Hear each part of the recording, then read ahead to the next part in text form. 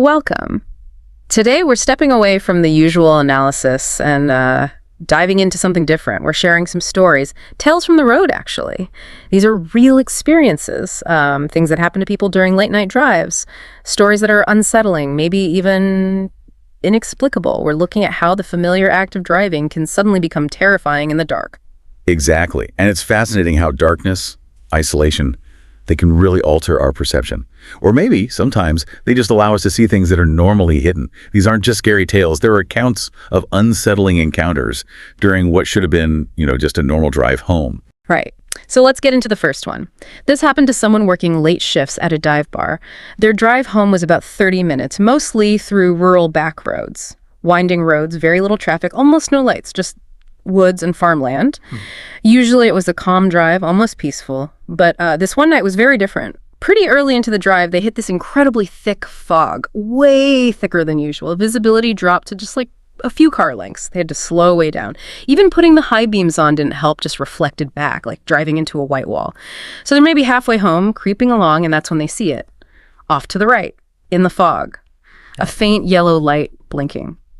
At first they thought, okay, maybe a roadside marker, a reflector, something like that. But as they kept driving, slowly, the light didn't seem to get closer or farther away. It just stayed in the same spot relative to the car, like it was keeping pace with them, but from inside the fog.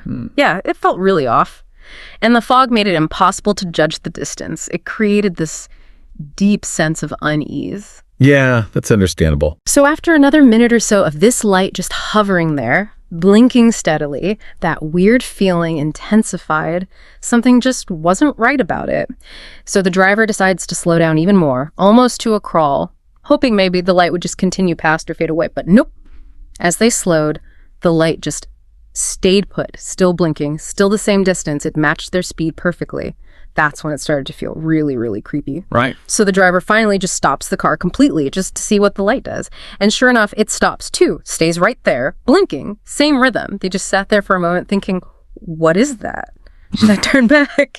Keep going. And then the light started to change, kept blinking, but it got brighter. Brighter? How? Like a flame catching a draft. Not faster, but stronger with each pulse. Like it was becoming more active. What's fascinating here is the psychological impact. When something unseen, unknown responds to you in such a desolate place. Yeah. Well, our research in psychology shows that ambiguous stimuli, like a light and fog, can really trigger our brain's pattern seeking. We start seeing intention, menace, even in random things. It's called apophenia. Apophenia. Yeah, the mind tries to fill in the gaps. In an isolation, those gaps often get filled with fear. It turns something potentially ordinary into a threat. Well, it seems like it went beyond just psychological fear for this driver. They decide to reverse, get out of there, but reach down and realize the engine's off, dead silent. Oh, no. And they swear they never turned the key. Their hands started shaking. They try the ignition, nothing, completely dead. And all the while, that light outside is just getting brighter and brighter and brighter, almost pulsating. It's a terrible feel. Yeah, heart pounding, middle of nowhere. They grab their phone, maybe get a video, call someone, taps the screen, nothing. Black. The phone's dead too, and they knew it had at least 20% charge earlier. Okay, that's definitely not just perception anymore. Not at all. And before they can even react to the dead phone, the light just flares, blindingly bright, like an exploding star, they said. So intense they had to shut their eyes, throw their arms up. Felt the heat almost, like this huge light bulb just ignited right outside. My goodness. So they kept their eyes shut for maybe 10 seconds, and then it was just gone. Opened their eyes, the fog was still there, but the light vanished, like it was never there. And the car. Heart still hammering. They instinctively try the key again, and the engine just starts right up, perfectly normal. Wow. They didn't hesitate, floored it the rest of the way home, eyes locked on the road ahead, afraid to even glance it away. And nothing else happened, not that night, not ever again. But they still have absolutely no explanation for what that light was. Truly bizarre. A completely inexplicable encounter. Okay, let's shift gears. Our next story comes from a long-haul trucker. Someone very experienced, used to empty roads. This particular night, he's doing a cross-state run, cutting through a desert highway, hardly any traffic after dark. Very isolated stretches. Exactly. No towns, no gas stations for miles, just 2 lanes of road through the desert, under the stars. Feels like you're the only one out there. So he's about an hour from his destination, glances in his mirror and sees headlights. A dark SUV It wasn't tailgating or anything aggressive. Actually, it was keeping quite a distance back. Yeah. But it was definitely following him.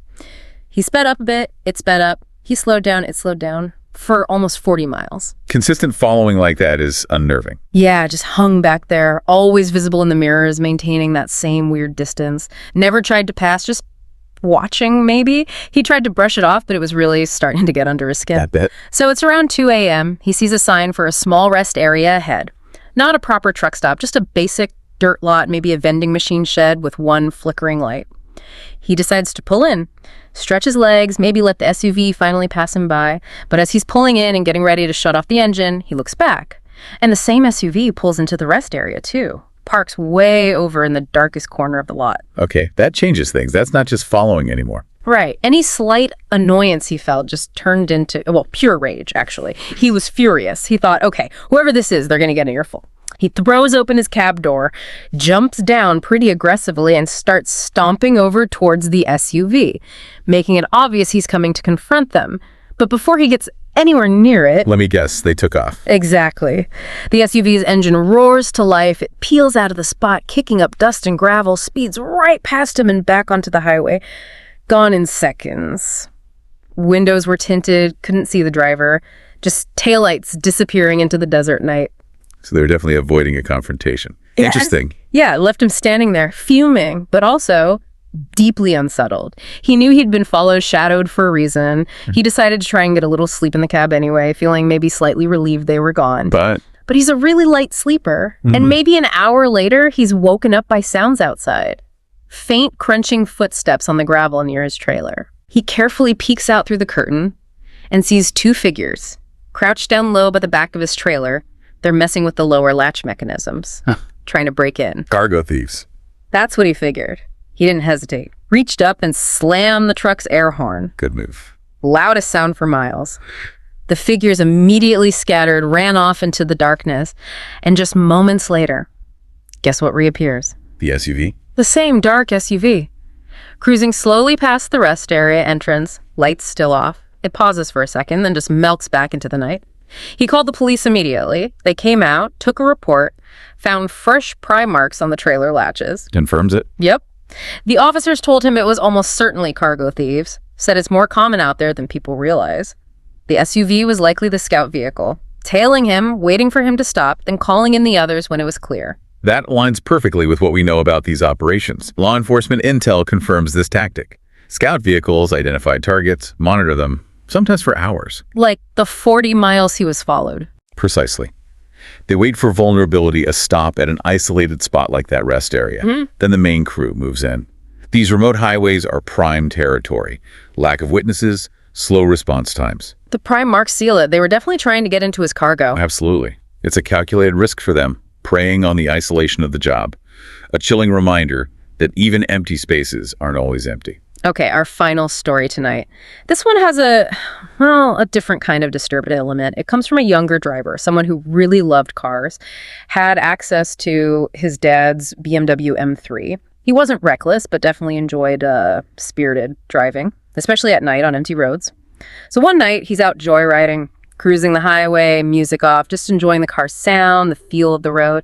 On an impulse, he decides to pull off the highway onto some really tight, deserted back roads, the kind where you can really test the handling. It's late, totally empty out there. Just him, the car, the darkness. Setting the scene for something unexpected. Very unexpected. He's navigating these turns, feeling good, when suddenly he sees a flicker of light way up ahead in his beams. He slams on the brakes, tires squealing, and barely manages to avoid hitting a shopping cart. A shopping cart. Out there. Yeah, just sitting there. Dead center, in the middle of this deserted back road, miles from any store. It completely threw him. I mean, how does a shopping cart end up there? Bizarre. His curiosity got the better of him. Probably against his better judgment, he puts the car in park, flicks on the hazard lights, and actually gets out to look. Stepping out of the vehicle. Yep. He walks up to the cart. It's just a normal, empty shopping cart. Nothing strange about the cart itself, just its location. He's standing there for maybe a few seconds, puzzling over it, then turns to go back to his car. And that's when he catches movement out of the corner of his eye. Two dark figures burst out from the edge of the farmland lining the road, sprinting, full speed, straight at his car. This sounds like an ambush. It took his brain a split second to register the danger. Pure fight or flight kicked in. That shopping cart, it sounds like a deliberate lure, doesn't it? A way to get someone to stop and get out of their car. That's exactly what it seems like. It's a known tactic, unfortunately. In crime analysis, we call it an ambush lure, using something out of place, something strange. Like a shopping cart. Exactly. It exploits curiosity, makes you pause, investigate, leave the safety of your car, creates that window of vulnerability for an attack or robbery. It's a psychological trap. And he walked right into it. He sprints back to the BMW, hits the start button just as the figures reach the car. One of them stops a few feet short, but the other one, he runs directly into the passenger side door, hits it with this sickening, loud thump. Good grief. And the figure barely reacts to the impact, like he didn't even brace for it or maybe didn't care. He ends up right by the passenger window, and they lock eyes. The driver said all his confidence just evaporated. He was totally frozen in fear. That close encounter. Yeah. Terrifying. He described the fact. Said he had these beady, bloodshot eyes. His clothes were torn, like he'd run through bushes or barbed wire. Hair was messy, wet maybe. And his face, smeared with something dark. Dirt. Blood. Maybe both. Just this completely vacant, unsettling expression. Not angry, not smiling, just empty. Chilling description. The driver was terrified. And then he noticed there was blood actually spurting from somewhere in the figure's body. A significant amount. But the figure didn't seem to notice or care about the injury at all. Unfazed by pain? Or maybe something else was going on? The figure, maybe realizing the driver wasn't getting out, starts fumbling with the passenger door handle, trying to pull it open, and that finally snapped the driver out of it. Adrenaline kicks back in. Exactly. He slams the car into drive, wrenches the wheel, maneuvers around the shopping cart, and just guns it down the road. Get out of there as fast as possible. The whole drive home, he was incredibly conflicted. Shaken, scared, obviously, but also thinking about the figure's injuries. That blood. Wondering if the person needed help. He actually debated going back. A difficult situation. Yeah. Danger versus potential need. He decided against going back. Called the police while driving, reported the whole thing. They said they'd send a car to check the area. When he finally got home, parked under the lights, he got out to check the car for damage. And the passenger side, it was covered in blood. Splattered all across the door, smeared on the handles, streaked along the side mirror, even on the rear panel. From the impact. Yeah, but he said it seemed like an inhuman amount of blood for just bumping into someone, way more than he expected, and there was a small dent in the door where the figure hit. Disturbing.